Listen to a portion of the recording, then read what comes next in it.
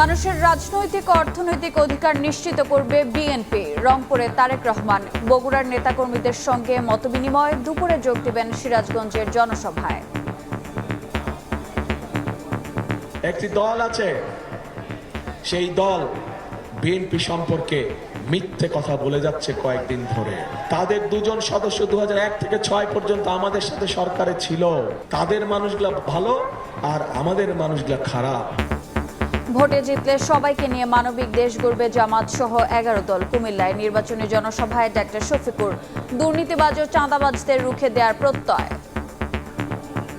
আমরা যদি বিজয়ী হই, আমরা তাদেরকেও বলবো, আসেন আপনারা অবদান রাখেন। শর্ত মাত্র 3টা মানলেই হবে।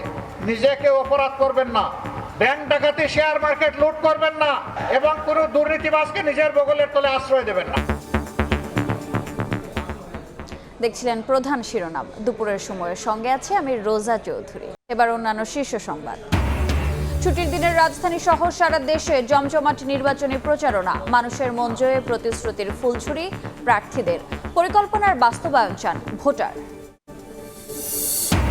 এবার নির্বাচনে অনিয়মের কোনো সুযোগ নেই, জিততে হবে ভোটে, জানালেন ইসি সানাউল্লাহ। নিরাপত্তায় মাঠে থাকবে বিজিবির 37,000 সদস্য। নিউ মোরিং টার্মিনাল বিদেশিদের কাছে ইজারার সিদ্ধান্তের প্রতিবাদে ধর্মঘটে শ্রমিকরা। বহির্নোঙরেও পণ্য খালাস বন্ধের হুঁশিয়ারি। বিশৃঙ্খলা হলে ব্যবস্থার ঘোষণা কর্তৃপক্ষের। জাল সনদধারী 1 ডজন বিসিএস ক্যাডার দুদকের জালে। 4 জনই কর্মরত উপসচিব ও এসপি পদে। অভিযুক্তদের বেতন ভাতা ফেরত নেওয়ার তাগিদ।